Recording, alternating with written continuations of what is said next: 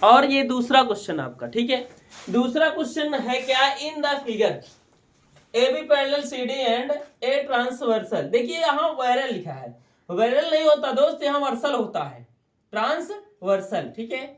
मैं यहाँ एस लगाऊंगा, ठीक है, ट्रांसवर्सल होगा, पी क्यू कट्स देम, ठीक है। अर्थात कह रहा है A B parallel C D, अर्थात ये ए बी समांतर सी डी है, और पी क्यू जो है कट देम, ये तिर्यक रेखा। ट्रांसवर्सल माने होता है तिर्यक रेखा, तिर्यक माने जो तिरछी से निकल जाती है, पैरेलल को काटती हुई। PQ कट द PQ, ये PQ जो है काट रही है इसको, ए बी समांतर सी डी को, ठीक है। और इफ ए, दोस्त ए कह दिया है, ए कहीं यहाँ पर दिया नहीं है, तो मैं ए को इसको मानूंगा, ए इज इक्वल आपका हो जाएगा 1, यही है, ए 65 डिग्री है, ठीक है। इतना है आपका, अर्थात ए आपको 65 डिग्री दिया है। फाइंड ऑल अदर एंगल्स, यानी सारे आपके जितने भी कोण हैं इनको परिकलित करना है, यानी ज्ञात करना है आपको, ठीक है, पता करना है। 5, 2, 6, 7, 8, 3, 4, इन सब की वैल्यू क्या होगी, ठीक है।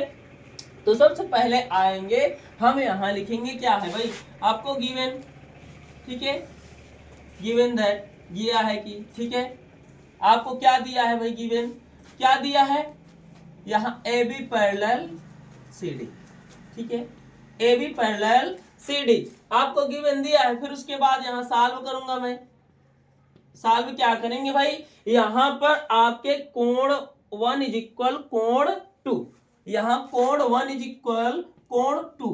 क्यों कोण 1 इज इक्वल कोण 2 होगा, क्योंकि ये एक दूसरे के क्या है, वर्टिकली अपोजिट एंगल, अर्थात वर्टेक्स एंगल है। कौन है भाई, वर्टेक्स एंगल। यहाँ रीजन भी लिख लेंगे, क्यों मैंने इसको यानी इक्वल किया, यहाँ वर्टेक्स एंगल, मैंने वर्टेक्स एंगल इनको लिखा, ठीक है, वर्टिकली अपोजिट एंगल है, वर्टेक्स यानी कोण 1 इज इक्वल कोण 2 हो गए।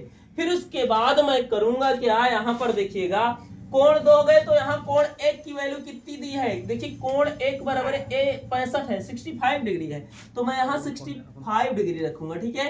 यहाँ क्या रखूंगा भाई, 65, तो कोण 2 इज इक्वल कितना आ गया आपका, 65 डिग्री, अर्थात 2 की वैल्यू मुझे पता हो गई, एक मान पता हो गया। फिर उसके बाद आ जाएंगे यार, यहाँ देखिए ये आपके कोण और 2 और 8, 2 और 8 में कैसे संबंध होता है, देखिए कोण 2 और 8, तो कोण 2 है जो आपका, ठीक है, यहाँ देखिए कोण 2 इज इक्वल लिखेंगे हम, यहाँ कोण 2 इज इक्वल कोण 8, ठीक है, कोण 2 इज इक्वल 8 क्या है, ये एक दूसरे के एकांतर कोण है। क्यों मैंने लिखा भाई, यानी जो समांतर रेखा होती है, समांतर रेखा के एकांतर कोण समान होते हैं, अर्थात मैं 2 बराबर 8 कर सकता हूं, क्योंकि ये क्या है भाई आपके एकांतर कोण, अर्थात अल्टरनेट, ठीक है,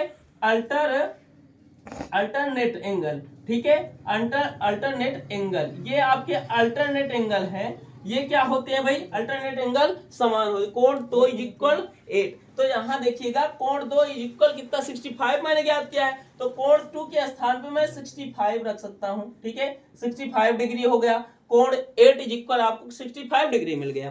फिर उसके बाद बात करते हैं, यहाँ मैं साइड में कर ले रहा हूँ, ठीक है, अगर उधर नीचे जगह नहीं है, यहाँ फिर भी 1 निकाल दे रहा हूँ, ठीक है। अब 8 और 3 में क्या संबंध बन सकता है, रिलेशन क्या है 8 और 3 का, देखिए दोस्त, ये 8 इज इक्वल इतना आ गया, तो मैं यहाँ कोण 8 इज इक्वल या कोण 3 इज इक्वल क्या लिखूंगा, कोण 3 इज इक्वल कोण 8 लिख दिया हूं, ठीक है, कोण 3 इज इक्वल कोण 8। क्यों, क्योंकि यहाँ पर आपका ये वर्टेक्स एंगल है, या वर्टिकली अपोजिट एंगल इसको कहते हैं हम लोग, ठीक है, वर्टेक्स एंगल या वर्टिकली अपोजिट एंगल, ठीक है, वर्टेक्स एंगल, ठीक है, वर्टेक्स एंगल अर्थात शीर्षाभिमुख कोण, ठीक है, शीर्षाभिमुख कोण, अर्थात आपको कोण 8 की वैल्यू कितने 65 दिया है, तो कोण 3 की वैल्यू भी कितनी हो गई दोस्त, 65 डिग्री हो गई, ठीक है। इस तरीके से हम लोग यहाँ कोण 3 तक तो निकाल लिए, ठीक है।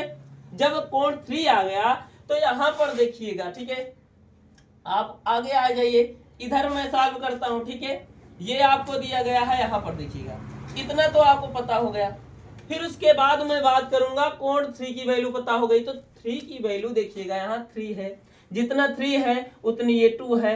अब यहाँ पर सारे ये देखिएगा, एक रेखा के एक युग्म पर 180 अंश का कोण अंतरित होता है, ठीक है, एक रेखा के एक बिंदु पर, यहाँ पर एक रेखा के एक बिंदु पर अगर कोई एक रेखा है, इसका एक कोई पॉइंट है, तो यहाँ पर पूरा जो एंगल होता है, कोण होता है, वो 180 डिग्री का होता है। तो मैं लिखूंगा यहाँ कोण 1 प्लस कोण 5 इज इक्वल कितना 180 डिग्री। ठीक है, 180 डिग्री है। अब 180 डिग्री है तो यहाँ पर देखिए कोण 1 की वैल्यू कितनी है 65 डिग्री है। ठीक है, जब 65 डिग्री है तो मैं क्या लिखूंगा 1 के स्थान पे, यहाँ पर किस लिए लिखा भाई, यहाँ पर एक रेखा के एक बिंदु पर 180 अंश कोण आंतरित होता है। तो कोण 1 प्लस कोण 5 के स्थान पे मैं क्या लिख सकता हूँ 5 रहेगा, और कोण 1 के स्थान पे मैं 65 लिखूंगा। ठीक है, और यहाँ 5 हो गया इज इक्वल 180। अब यहाँ कोण 5 इज इक्वल कितना हो जाएगा, 65 प्लस में उधर जाएगा माइनस में, 180 माइनस 65 कितना बचेगा आपका, यहाँ 5 से 5 बचेगा, और यहाँ कितना बचेगा आपका 1, और ये कितना 115। ठीक है, ये 115 आपका आ गया, यानी कोण 5 की वैल्यू 115 इतनी हो गई। फिर उसके बाद जब इतना आ जाए कोण 5 की वैल्यू, ये किसकी वैल्यू आएगी भाई 5 की वैल्यू। फिर उसके बाद यहाँ देखिए ये क्या है, वर्टेक्स एंगल है एक दूसरे के, तो मैं यहाँ लिखूंगा कोण 6 इज इक्वल कितना कोण 5, तो अर्थात कोण 6 इज इक्वल जब कोण 5 क्यों होगा भाई, वर्टेक्स एंगल है, वर्टेक्स अर्थात शीर्षाभिमुख कोण है, क्या है शीर्षाभिमुख कोण है वर्टेक्स एंगल। अगर वर्टेक्स एंगल है तो कोण 6 इज इक्वल कितना लिख दूंगा मैं 5 की वैल्यू 115 अर्थात 115, ये हो गया आपका। फिर उसके बाद आगे चलते हैं 6 के बाद 7, तो यहाँ देखिएगा 7 क्या है, एक दूसरे का अल्टरनेट एंगल है, सीधी सी बात। यहाँ देखिएगा कोण 7, ठीक है, तो कोण 6 इज इक्वल क्या हो जाएगा कोण 7। ये क्यों है, क्यों भाई मैं यहाँ लिखूंगा क्योंकि ये अल्टरनेट एंगल है।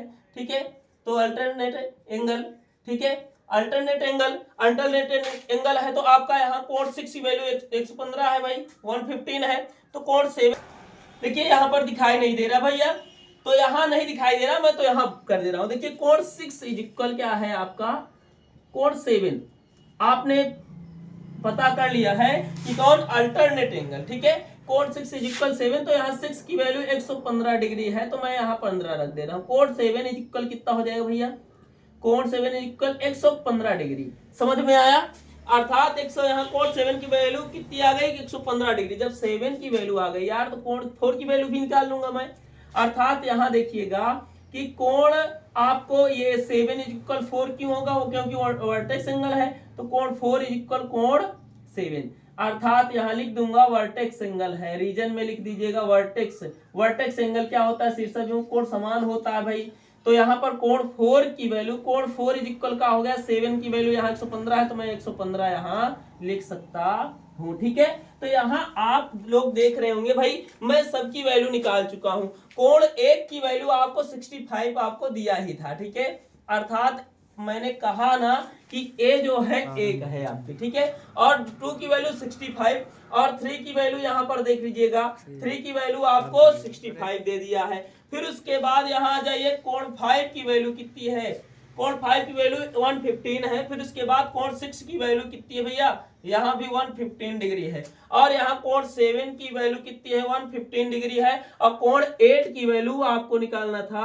8 की वैल्यू पहले से पता होगी भाई, 8 की वैल्यू यहाँ, ये कोण 8 की वैल्यू 65 थी। ठीक है, कोण 8 की वैल्यू पता है, और यहाँ पर देखिए कोण 4 की वैल्यू भी पता है, और कोण 7 की वैल्यू भी पता है आप सबको। ठीक है, तो सारे कोणों की वैल्यू हम लोग ज्ञात कर चुके हैं, और ये तरीका है आपका। आई होप कि आपको अच्छे से समझ में आ गया होगा। ठीक है, और हमारे इस चैनल को आप लोग ऐसे ही लाइक सब्सक्राइब करते रहें और इसको देखते रहें।